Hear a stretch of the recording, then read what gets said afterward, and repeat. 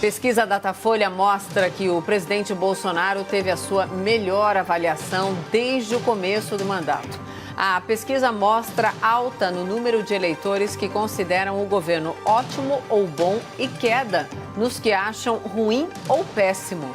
O tema de hoje é: em plena pandemia, Bolsonaro conseguiu acertar o rumo do governo? Agora, suas primeiras considerações, Caio, por favor. Bom, muito generosamente, eu vou dar o benefício da dúvida ao Datafolha e considerar que os números que ensejam aí a nossa discussão de hoje são fidedignos e refletem a realidade dos fatos.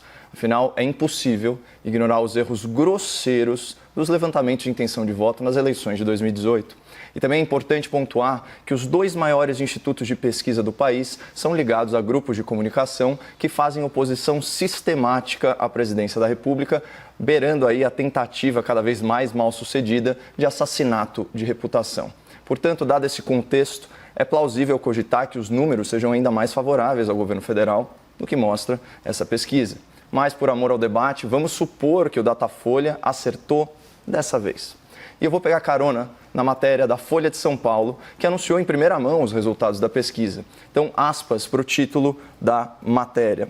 A aprovação a Bolsonaro sobe e é a melhor desde o início do mandato, diz Datafolha. Aqui nós vamos parabenizar o Grupo Folha por criar uma manchete condizente com os fatos.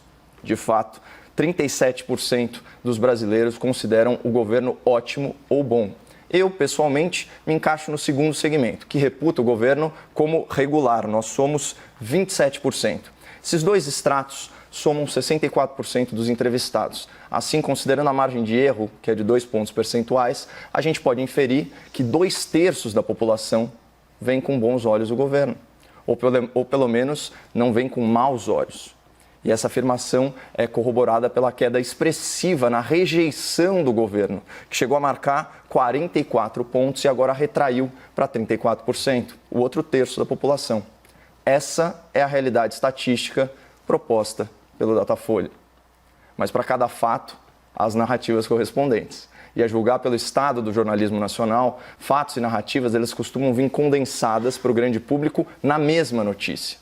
E aqui não podia ser diferente. Vejam o subtítulo da matéria da Folha, a qual eu já me referi. Aspas. Rejeição de presidente cai 10 pontos desde junho, quando prisão de Queiroz o fez submergir enquanto auxílio emergencial era pago.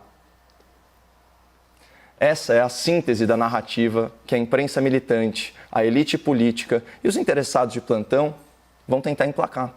Então prepare-se, espectador, para os seguintes tópicos que serão martelados na sua cabeça ad nauseam, à exaustão. Primeiro ponto, a rejeição ao presidente diminuiu porque o Bolsonaro parou de dar declarações polêmicas, já que ele está acuado pelo caso Queiroz.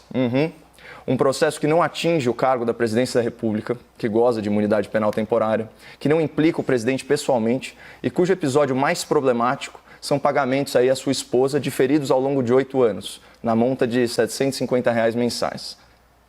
Num país castigado por mensalão, por petrolão e agora pelo covidão, será que o caso Queiroz é um cala-boca político?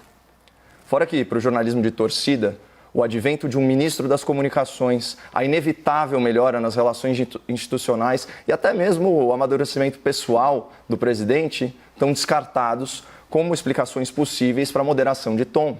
É a síndrome da pior interpretação possível que contamina as redações pelo Brasil. Fora a ingenuidade de achar que a popularidade presidencial pode sair arranhada num conflito verborrágico com as elites da imprensa, do Congresso e do STF, instituições que, segundo o próprio Datafolha, gozam de muito menos prestígio popular que as Forças Armadas e a Presidência da República. Mas vamos tratar do segundo tópico da narrativa, que é o seguinte: a popularidade do presidente se deve ao auxílio emergencial, aquele benefício pago temporariamente a 60 milhões de brasileiros, que é considerado o maior programa de transferência de renda da história e que bancarizou dezenas de milhões de cidadãos antes excluídos da vida financeira nacional. Vamos analisar a situação. A gente está no auge de uma crise econômica e de saúde pública. Mais de 100 mil mortes atribuídas à Covid-19. Índices recorde de desemprego e projeção de uma queda sem precedentes no PIB.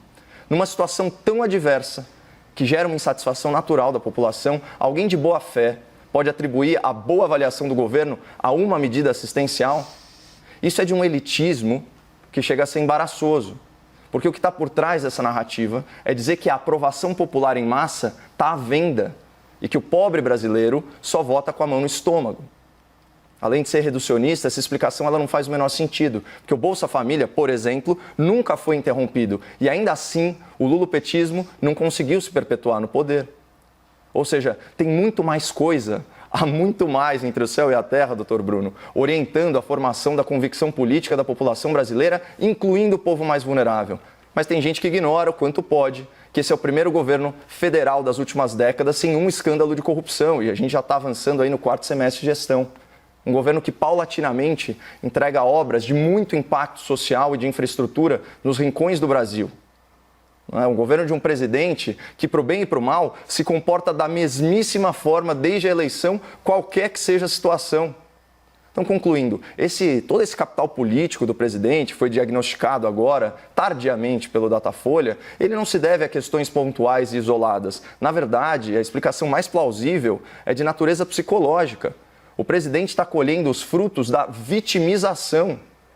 O que a população percebe é que o presidente tem sido, ao longo de meses a fio, vilanizado, tem sido atacado por uma imprensa cada vez menos imparcial e por uma elite política ambiciosa e hipócrita que conseguiu a proeza de transformar um dos homens mais poderosos no Brasil numa vítima injustiçada. Cadê o malvadão que ia acabar com o Bolsa Família, esquecer o Nordeste e abandonar os mais pobres? Cadê o autoritarismo, o fascismo e a perseguição às minorias? Cadê o miliciano corrupto? O tempo passa e essas acusações permanecem sem provas e os fatos têm desmentido as narrativas. Gradualmente, a população vai detectar esse padrão. Portanto, respondendo à pergunta do debate, Bolsonaro acertou o rumo do governo? Eu, pessoalmente, não sei, ainda é muito cedo para falar isso. Mas a oposição está fazendo um excelente trabalho por ele e para ele.